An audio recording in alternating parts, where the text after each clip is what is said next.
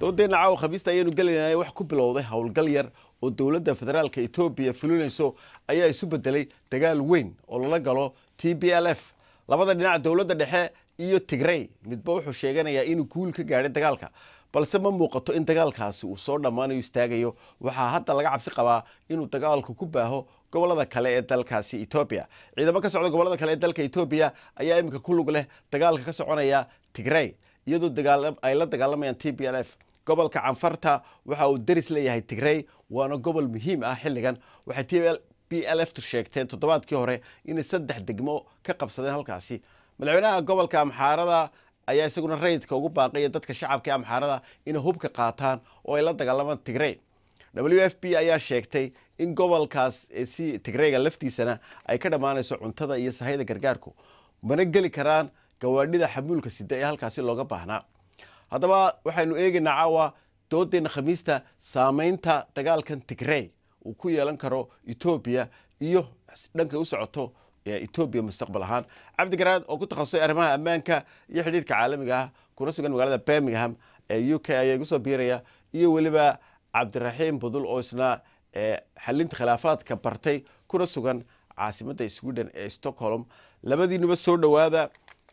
haddaan ku bilaabo Garaad oo Birmingham jooga imika dhowr bilood baa dagaalku socday sidii la filayay uma socon waxay u dhacday sidii dad badan ay ka dayrinayeen haydin haddii xabaddu faraha ka baxdo ay fidi doonto maxaad ku qiimeyn kartaa bilihii ugu dambeeyay laga baran karayaa wixii dhacay walaal aad iyo aad baad u mahadsan tahay bilihii u dambeeyay waxaa laga baranayaa oo ay xaqiijinaysaa dagaal iyo waxa uu yahay kow dagaalku waxay dhahaan khubaradu waxa weeye waa meel marinta siyaasadii oo socon weydo si kale lagu dayay tan labaad waxaa laga baran karaa oo 10 ah in muxuu ahaato dagaalku uu yahay muxuu ahaato sida asalka uu ahba in xisaab xumo ay ku bilaabato oo miscalculation kaasi ay sameeyaan in smooths uu dagaalka horseed u yahay waxa taas oo muxuu ahaato ay dhinacyadoo dhan ay saameyn ku leedahay tusaale ahaan Tigrayga oo ku duulay ciidankii gobolka deganaa ciidankii Itoobiya waqooyiga ku duulay iyo dawladda oo muxuu ahayd falcelis ka samaysay waxa kale oo laga baran karaa inuu yahay sida asalka ah dagaalku aanu ahayn mid xaqiijiya mid muxuu ahayd gool ah yahay mid lagu gaaro goolka sidaas awgeedna inuu goolka xaqiijinayo ay tahay mid mugdi ku jirta marka waxyaabahaas oo dhan waxay keenayaan muxuu ahaato oo laga baran karaa in ay saadaashu ay tahay in qolooyinka ishaya midkoodna uusan muxuu ahaato gaaraynin guul la taaban karo waqtiga dhow waa gartay waad mahadsantahay Garaad Budul haddaan adiga ku siiyo Itoobiya oo dadka goboladeedu waxay u qaybsan yihiin federaalkeedu waa federaal qowmiyada ah marka wad arkaysaa in ciidamo badan qowmiyadii kale laga soo ururiyay macakuwi Soomaalida in la geeyo gobolkii Amxaarada oo la leeyahay TPLF la dagaalama qowmiyadahan kale maxay u la dagaalamayaan qowmiyadaasi Tigrayga maamulkooda waa mahadsantahay bilaan walaal adiga BBC ba dhageystayaasha daawadayaasha طبعا dagaalka meesha ka socday iska noocyo batay hadda gobolada Itoobiyana waxay leeyihiin ciidamo dhisan oo abaabulan oo aad u hubaysan dhammaan gobolada dalka oo dhan xisbiga hadda Itoobiya ka taliyana waa xisbiga barwaaqada oo dhammaan deegaanada Itoobiya oo dhan ka taliya waxa marka muuqata dagaalka markii sidii Abiy Ahmed uu ku talagalay xulufadiisu ay noqon weyday in loo baahday in ciidamadii gobolada la isticmaalo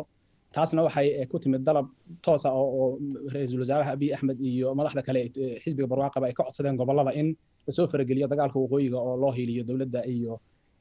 militariga saas ayaana dalabkaas ku yimid mana aha macnaheedu inay goboladu rabaan inay dagaalka galaan بالعكس قبل بدن oo kamid aha Ethiopia shucuubtooda waxay rabaan shucuubtooda ma doonayaan dagaalka in ciidamada toos ugu lug yeeshaan laakiin waxaad muuqataa in xisbiga dalka ka taliya oo hadalkiisu maanta laga daba hadlin in uu ku amray in gobolada ciidamada u diraan tusaalana waxa ku gobolka Soomaalida shacabkiisu si guud ma taageersan in ciidankooda dhulkaas loo diro haddana way aadeen marka waa xisbiga dalka ka taliya iyo amarkiisa iyo rabitaankiisa ayaa lagu diray goboladuna saameyn toos kuma laha arintaas saasan qaba waan gartay Garaad markaad eegto siyaasadda ra'iisul wasaaraha Abiy Ahmed caalamku aad buu soo dhaweeyey Nobel Peace Prize buu qaatay waad ogtahay geeska Afrika wuxuu la heshiiyey Eritrea Soomaalida dhexdeedana heshiisiinaya buu lahaa Kenya iyo waakii madaxweyne Farmaajo isku raaceen nin wuxuu ahaa caalamka nabadiisa ka shaqeynaya marka maxaa bedelay siyaasadii ra'iisul wasaaraha dagaalka u keenay walaal horta marka u horeysa wax walbaba gacanta uguma jirin ra'iisul wasaaruhu markuu muxuu ahaay ballanqaadyadaas iyo didiiladaas uu qabay waana iyo didiilo muxuu ahaay ay la timid Tigreega TPLF markay imaanaysay 28 sano ka hor inay muxuu ahaay democratization iyo muxuu ahaay prosperity iyo waxaas waa iyo didiiladii ay la timid laakiin waxaa jirtay dalka kulligiis muxuu ahaay gacanta kuma haynin nimankan muxuu ahaa TPLF oo awood xoog la ahaa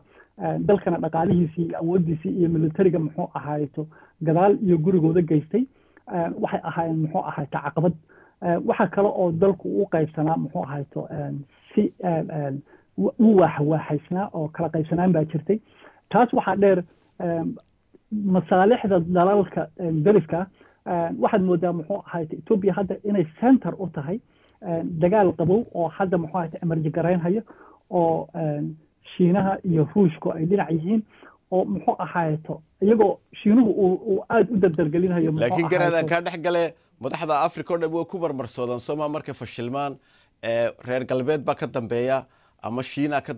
wata ama Ruush bay wata markay igu xal u waayeen dhibaatada dhexdooda soo inta badan ma yiraahdaan taas way jirtaa waa two layers laba lakab oo isa saaran weeye lakab waxa weeye wadamadan Afrika inay yiraahdaan muxuu ahaay reer galbeed baa ka dambeeya calaa ka dambeeya wax qalada ma aha sababtoo ah wax badan oo gacanta ay kula jiraan baa jira muxuu ahaay oo dhinacyo badan ku imaanaya oo reer galbeedka iyo dalalkan muxuu ahaay awoodaha leh ay leeyihiin gacanta ay kula jiraan marka inay dhahaan waxa saamaxaysa duruufta saamaxaysa waxa kale oo jirta waxa iyaga gacanta uga jira oo sida aad cabirayso muxuu ahaay ay ka boodahayaan oo ay doonayaan inay ku raad gataan muxuu ahaay duruufo kale Abay Ahmed marka arrintiisa hadaan u soo laabano waxyaabo badan baan markii horeba gacanta ugu jiran duruufta kale ee jirtay waxa way wuxuu doonayay didiilo Ethiopia oo hegemona oo regionka oo dhan xukunta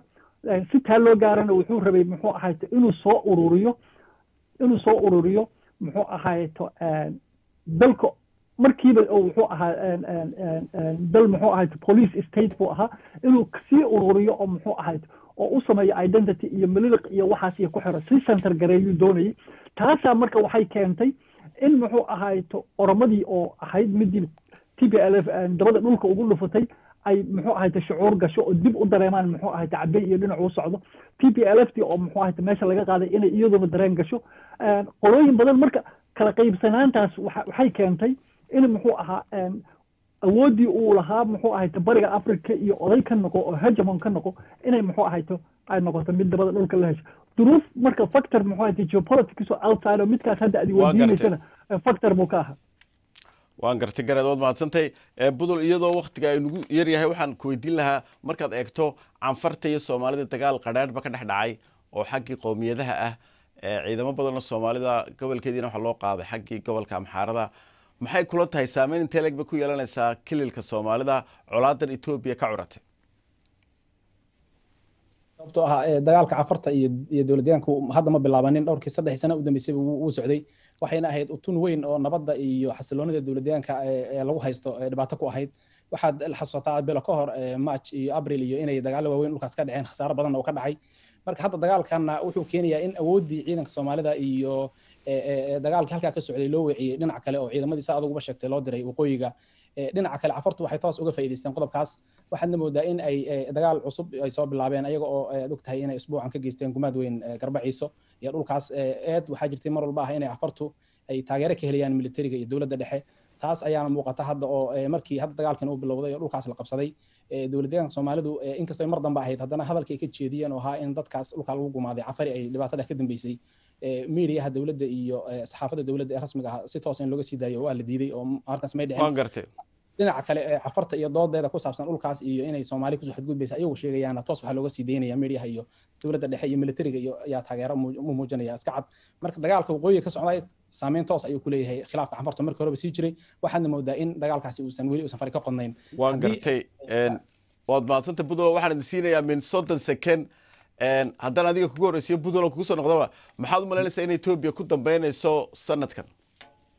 aniga waxay la tahay Ethiopia xaalka ay ku dambeynaysaa inuu wada hadal noqon doono dagaalada hadda usbuucii ugu dambeeyay 10kii bil ugu dambeysay way taagan yihiin wax guul oo waaweyn labada dhinac midna ma aysan sheeganin saddex wareeg ayaa dhacay wareegii koobaad Abiy baa ku watay wareegii labaadna Tigrayga wareeg saddexaad hadda waa Qotoma marka waxay u eg tahay in sida ay loo badinayo wada hadal uu ku dhamaan doono qadiyadan hadda taagan waayo dhinacyada garaad kan aanu dhiibo garaad 10 second muxuu ahaay saddex jikada ku jirta mid waxa weeye dictator waa very unlikely isaga ugu rajiyar kan kalena waxa weeye in lagu wada hadlo wada hadalsantahay garaad waqtiga ay naga dhamaaday arrimaha Ethiopia oo sii soconayaan